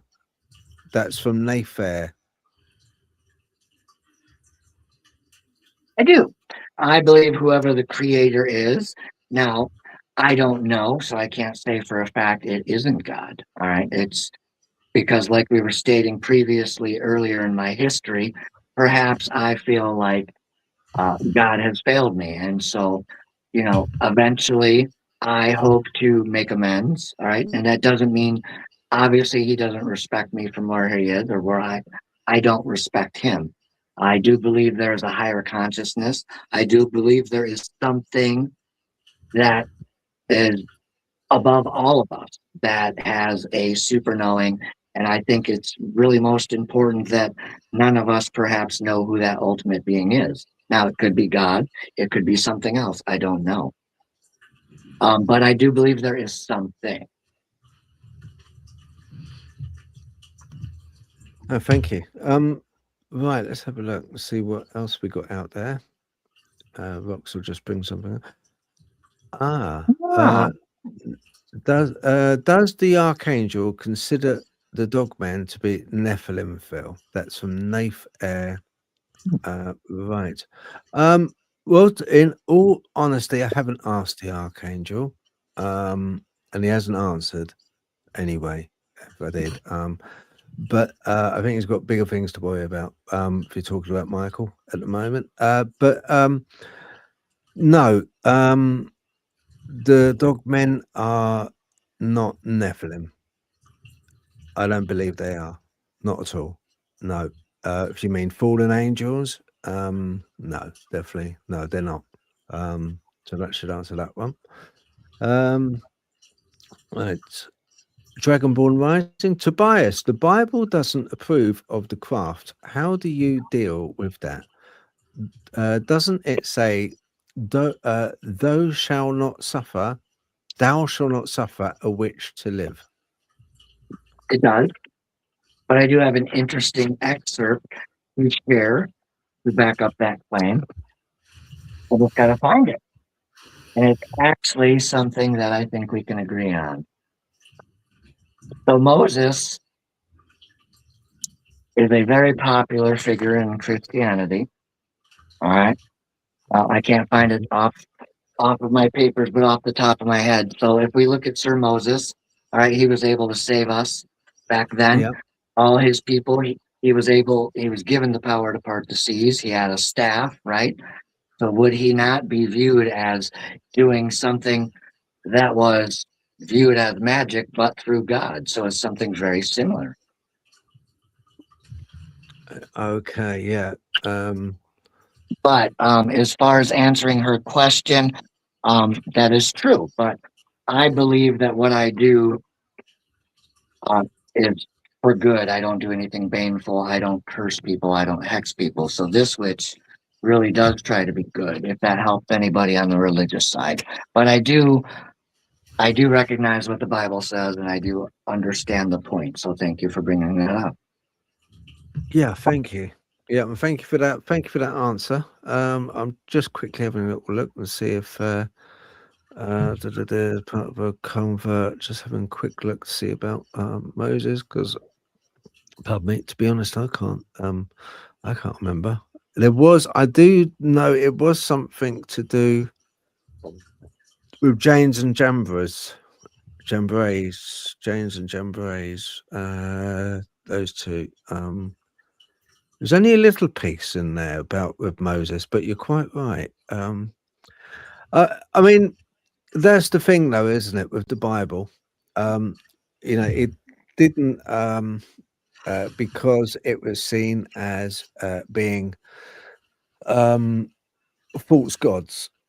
It seemed to be, you shall not venerate any other god other than the one true God. But then we have instances where, in a way, look, okay, so in Genesis, at the beginning of everything, there was just blackness, dark. But it wasn't until the third day, I believe, if my memory serves right, the third day, that he created light. Right. And the reason it was the third day was because when it was written at the time, when the Israelites traveled over through Egypt, the hot topic and the hot god of the time was Ra, which was the sun god. Yep. And just to stick one up the sun god, it was written that the ultimate god, a Christian god, wouldn't create light until the fourth day to show dominion, to say, look, I've got the power, even though you're the God of light, I've got the power to create light. I will bring light upon the world when I choose. And you'll have to wait 3 days. So what I'm getting at is, by the fact of recognizing recognizing that Ra has power over light, is recognizing the fact that Ra was itself a god. So it's sort of a perplexing, really, when you sort of piece it apart. The Bible, we do have to. There's parts of the Bible I don't agree with, and I'm Christian, but I don't agree with it. It was written 33 years after his death, heavily edited by the Greeks. And you know, when it talks about animals not having souls, you know, not being recognized as the same as human beings, I totally don't agree with that. Do not agree with that at all. Even though I'm Christian, I believe in the one God, but no, you're the book, mate. No, you know, on that instance, I use it very much, and I think people who dig too deep and are like the Mormons, who go page by page by page, and whatever's written is the truth. Come on. I mean, seriously, it's a route, it's an indicator, it's a direction. If you follow the general direction, you're going to end up being a pretty good person. All right. You follow the 10 commandments, you know, not bad commandments, really. They're not bad rules. You know, thou shalt not steal, thou shalt not kill, undead someone. Not bad, really. You know, if you follow those, it's okay. So I think in this day we can't take things too scripturally literal. So my thing would be like, there was lots of witches in those days, lots of witches, and lots of witches in UK, in the USA later on in the 17th, 16th, 17th century as well. And do you know what? They did a lot of good. They were cunning folk. They were the people. They were what general public like me would have to go to if we had a problem, if we had an ailment, if I had a headache, if I had my flat feet, my hobbit feet playing up, I'd go see a cunning person. I'd go see a witch, because I couldn't afford the apocryphy, sort of the proper doctors that the rich people have, because I couldn't. You know, in those days, I would earn very little. You know, it was just after the Romans, it was like, you know, kind of they bought currency. You know, so they had their place, and I view them, even though I'm Christian, I view them as having their place. And do you know what? If they do good and they bring people solace and they bring people help, emotionally or physically, hey, live and let live, you know. You're not going to throw up, are you? Oh wait, oh look.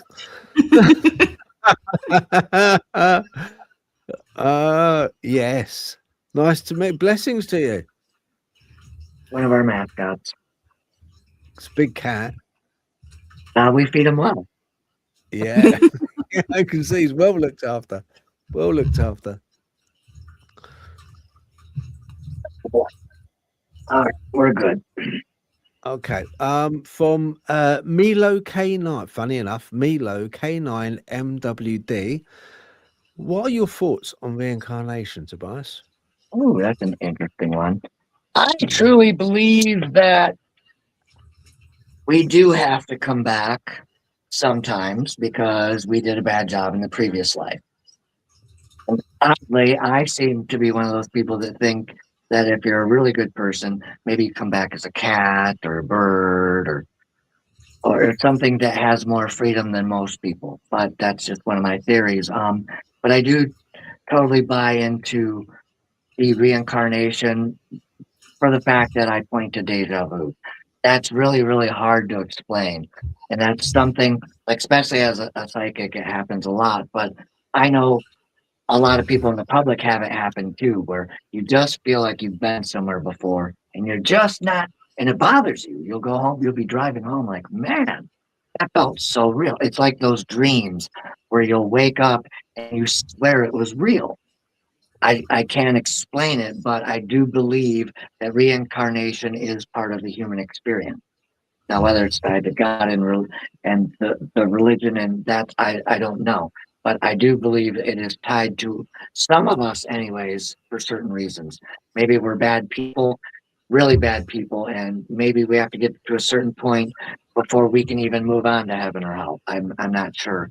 But I think reincarnation plays a part in how good or how bad you are from life to life.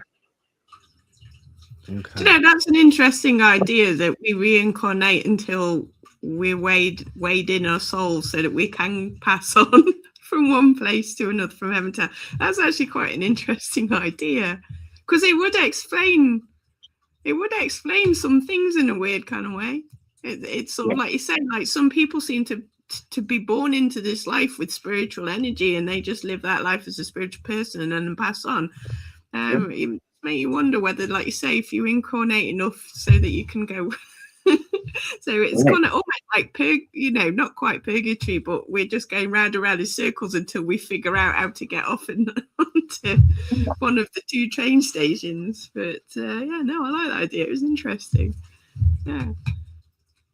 Oh, right, here we go. Ready, Steady Retro says, do you experience or have you experienced demonic interactions or spiritual attacks during sleep? Sleep paralysis, I have never experienced. Let me read the rest of that. Do you experience or have you ever experienced demonic interactions? Well, the main interactions I've had with this guy, Asmodeus, for myself is he really woke up the DNA when it comes to the addiction, the alcoholism, the sex addiction, all those ugly shadow traits that were there. But I truly believe in my heart of hearts, without doing this, there's a possibility maybe they wouldn't have been as bad. I truly feel that being inadvertently blood cursed with Asmodee, that I've experienced things through him, loss of marriage, homeless multiple times, having addiction almost unalive me until, I had a white light moment like Phil through addiction and stuff like that. And so I've experienced and have had interactions that way in a very real, visceral, real world experience type of way.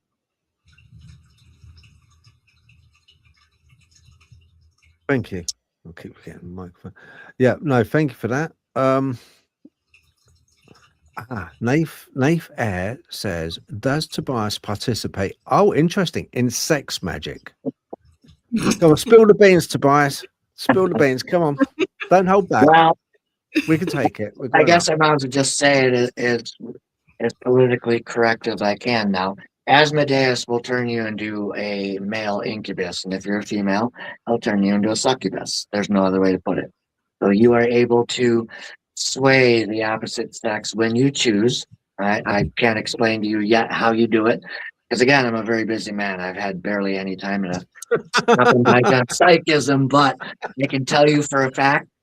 We'll put it this way: when I met my wife Fonda, it was just to have some fun. We were newly single, and we were just looking to have some fun. And well, one thing turned to another. But at that time, I was dating 3 women, so that's a lot of women to handle, and that's all I can say what about the that. hell.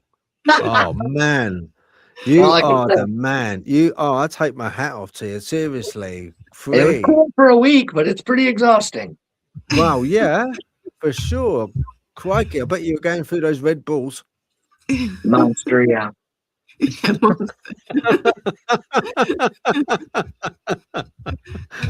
Oh my word. That Blimey. was up for the chafing and a lot of water. Yeah, I'm sure. Wow, crikey, O'Reilly. I bet you Durex best customer. My word. Yeah. Yeah, well, I have trouble just like kind of anyway, yeah. So brilliant. You've gone up in my estimations 100%. You really have. You are the man. Seriously. Wow. I never thought it would like kind of reach the low level. As reached was brilliant. I think it's great. People at home are going, yay, free. Wow. Well, Can you imagine the amount of women? that's actually part of my public fifth step that I told my sponsor. That is actually part of it. That is what a fourth and fifth step is you tell people that you unalived or you stole, and that is how you clean your spirit in recovery and stay clean, Yeah. supposedly. Sure, Well, thank you right. for the engaging question. Yeah, no, that was a very interesting question. There's a lot of women who are sat with their husbands at the moment who are just looking at the husband going, "Phew, Dynamite comes in small packages. Right. Dragonborn Rising says, what was the first book on the craft you bought? Ooh.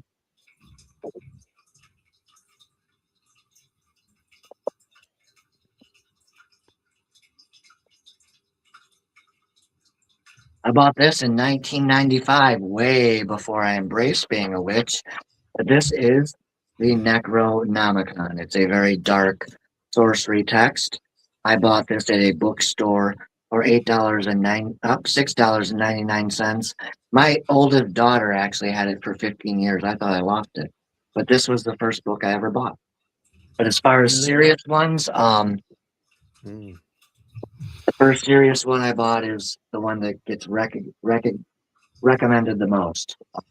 Gardner has a very textbook style, student style, easy to digest, take a quiz, show your work type of style that I love. So there's a lot of female witches who when you mention Gardner who say because he was quite bigoted and quite derogatory when it came to women. Yes, he was. Why do you think that is with the male witches? Why do you think they kind of look down on women so much? Do you think Look down on women? Yeah, I mean, you often find with a lot of like there's in the UK in Essex there was a famous old George Pickingsgill who was a king of witches. Yep. Who, Alistair Crowley, went to join one of his covens. Later on, he got kicked out, but I believe that when he wrote the Book of the Law, he actually stole an awful lot from Pickingsgill on ideas. But once again, Pickingsgill was also quite sort of treated women quite like trophies and sort of used. It was very using of them, I have an idea why. I think it goes back to like pre-medieval times where sadly females weren't given like basic rights, like taught how to read or anything like that. And so I think it was just out of males were usually the ones that were taught how to read and stuff. And I think that's mainly why, is because female witches weren't widely accepted until more lately. And I think that might be part of the reason why, because if we look back at our histories, Rome, Greece, Egypt, a lot of the times it was the male that were honored or venerated, and they were the spiritual community leaders because they could read, they could write, whereas the female, they weren't allowed to read a lot of times or taught how to write even sometimes. I think that's mainly why. Yeah, I think that is 100% right. And I think I don't like saying it, and I'll probably piss off a few people, but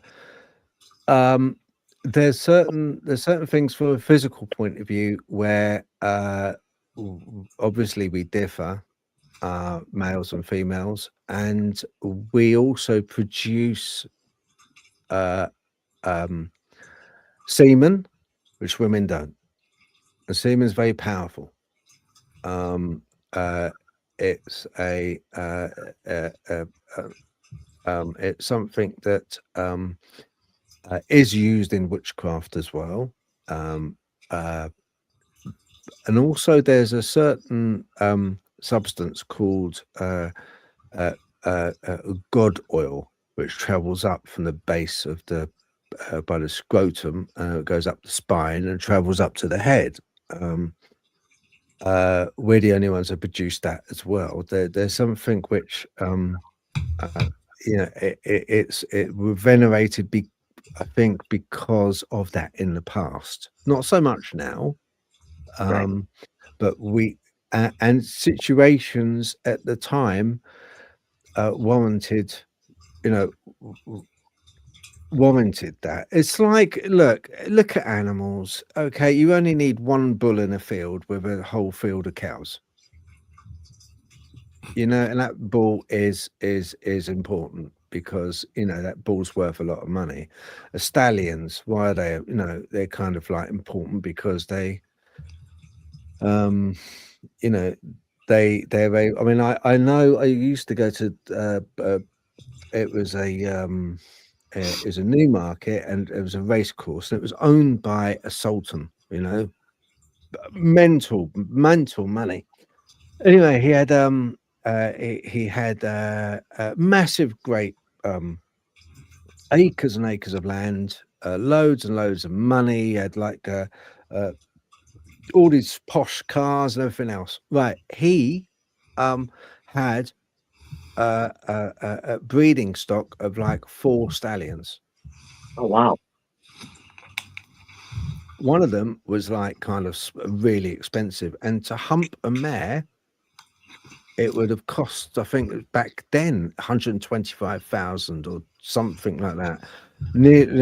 Sometimes up, probably now $250,000 to, get your end away. I mean, it's and that's part of it. That's part of it. And back in the day, that was what it was, And I think that's like kind of part of the reason why the next question from Dragonborn Rising says, Phil, Tobias, what makes you think the creator was male and not female? I don't think I stated either or. I don't know if it's male or female. I think I simply said I believe there is something. I don't really have a preference if it's male or female. I think it might be more hermaphroditic, but again, I can't say. I would say that I could see most of the population of the world going, well, it's male because males are more, well, how do we know that? Because the divine feminine also has quite a bit to offer to intelligence and higher consciousness. So I would venture and go out on a limb and probably say it could be both. Yeah, I agree. I think it's I absolutely agree with you. Dragonborn Rising, I agree with Tobias. I think it's a omnipresent energy. I think it's a state, also to a point. It's a communication state of mind with this God. I think it's there. It's real. It works. But I don't believe it's kind of puts its socks on in the morning and wears wife fronts. It could possibly go about in a leopard skin mankini, or maybe a bikini. Who knows? I don't think it matters too much. I don't think the entity itself. Yeah, it doesn't matter. It doesn't really. I don't think it matters too much. I really don't. I think just the very fact that we recognize someone must have built all this. Come on, someone built us. Someone must have built this. There's got to have been something to warrant this. And I had enlightenment. That's all I know. And when I had enlightenment for 3 days, I didn't feel that it was male or female. That helps. It probably doesn't, but I didn't feel it was male or female.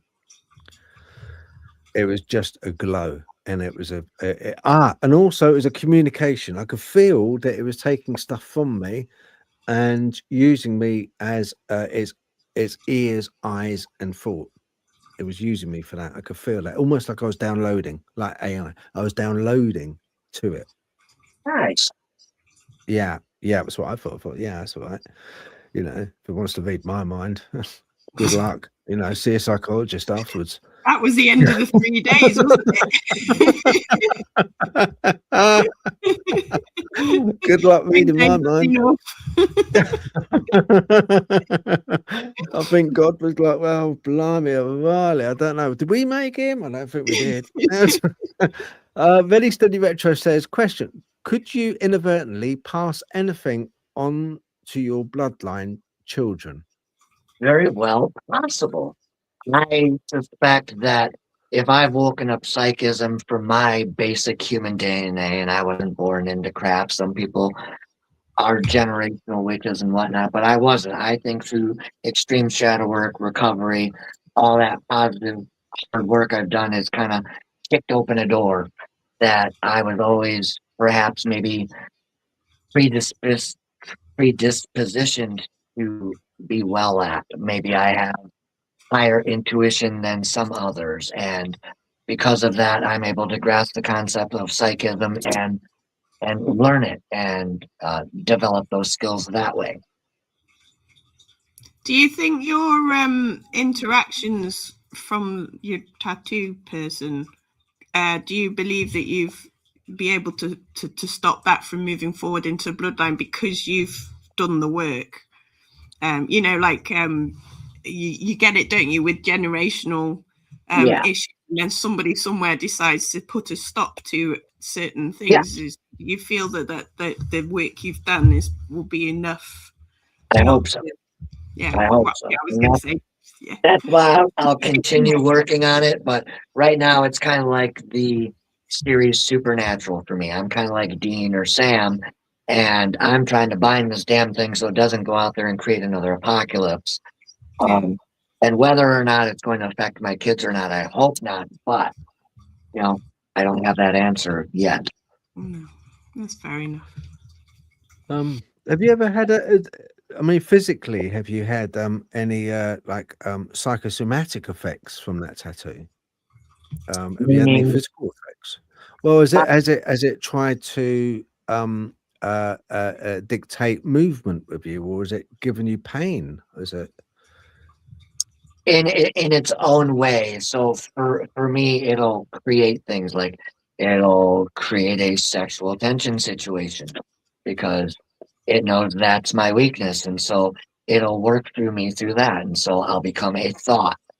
Now I'm happily married, but there was a time where I was just helpless. It was just like, oh, there's a pretty girl, I can't help myself. And I always knew that because of what this thing did, it was influencing.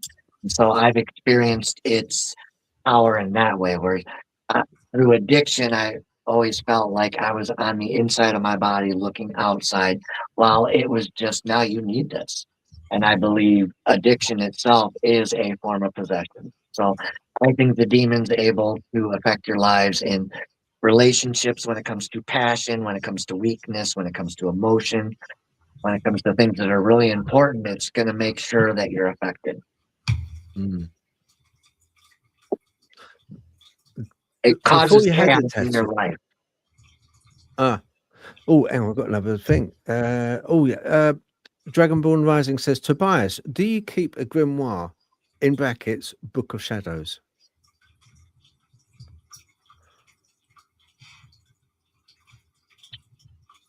There is one. This is a Book of Shadows, and then I have another one over there. It's a little bigger and it's black, and that is a Shadow Work Book of Shadows. What's the difference? I heard that coming before you said it. So the difference is when I do my shadow work, like if I do rituals or if I do journaling while I'm meditating and doing energy work with candles or herbs and meditations and chants, I'll write it in here. And so this is a shadow work journal, but it can also be referred to as a Book of Shadows. Book of Shadows, pretty much it's what you're not showing the public of your craft. So your intimate, your rituals for manifestation, or say you have your deity rituals in here you don't want people to know about. I believe the term Book of Shadows was meant to, you're hiding it from the public per se. But yes, I Yeah. do have one. Okay. Do you get to take it literally, do you have shadow beings in that room when you perform? You know?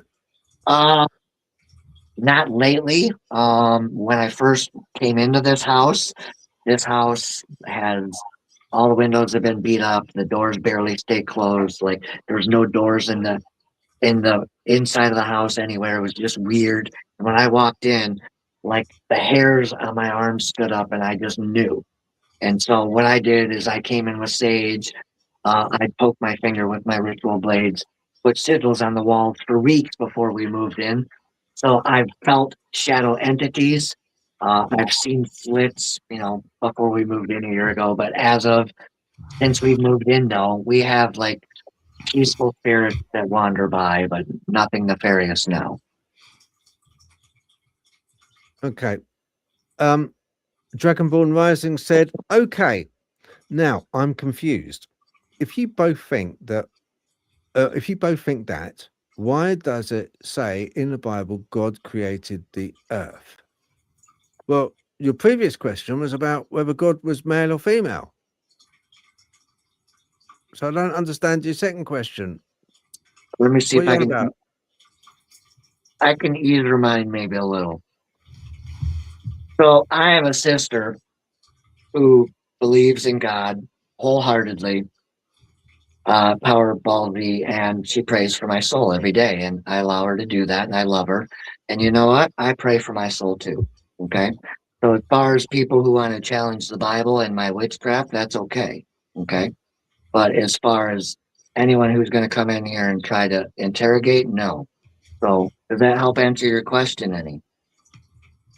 Yeah, I must admit, I didn't quite understand. I honestly, Lorraine, I can't understand the question, because the previous one was whether it was male or female. But by saying God created Earth, but God is a God, whether it's male or female, it's just God. Right. So There's some does- cross wires there, maybe, because I don't Yeah. quite get what she's saying. yeah.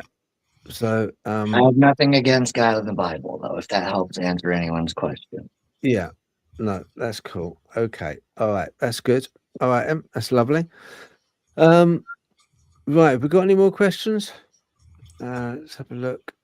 Let's see. The admin will just be taking that one off. Hopefully bring up another one if there is one. Okay. All right then. All right. Well, I guess not. No. Okay. Right. Is there anything you want to mention? Because it's over 2 hours now, Tobias. I'm going to start wrapping up. But when I do, stay on. Okay, stay on afterwards. Yeah, I'm gonna wrap up. Stay on. We'll have a chat. That's fine.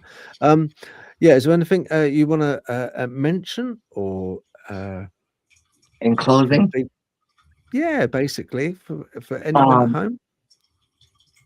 sure. Number one, we want to thank Natalie and Phil and their teams for allowing us to participate and engage with you all today. And number two, I want to thank every one of you for engaging with me, no matter how you feel about the subject matter. It's been an honor to get up here and hear my perspective, my story, my inspiration, and my strength with you all. And as far as anything else, I'm elated. It was way funner than I thought it would be. Oh, good. I'm glad to hear that. Yeah, it is nice to hear that. It is nice. Thank you. Yeah, no, I do appreciate that. Thank you very much indeed, Tobias. And it's been lovely having you on. And do you know what? I think it's dispelled a lot of people's confusion by having you on, because there's a lot of people that don't know and are or partially unaware of the world of a witch, a working witch, a male witch in society at the moment. Dragonborn Rising said, give everyone a blessing, Tobias. That would be nice. Oh, I will do that. Thank you. very much. Yeah. All right. Well, we thank you very much for coming on the show, Tobias. Thank you. Remember, stay on, and we will have a chat. We'll definitely have a chat. All right. I'm going to take everybody off. Thank you very, very much, everyone, for being here, for all your questions, all your interactions. It's been brilliant. God bless you all. Thank you. Thank you very much. All right.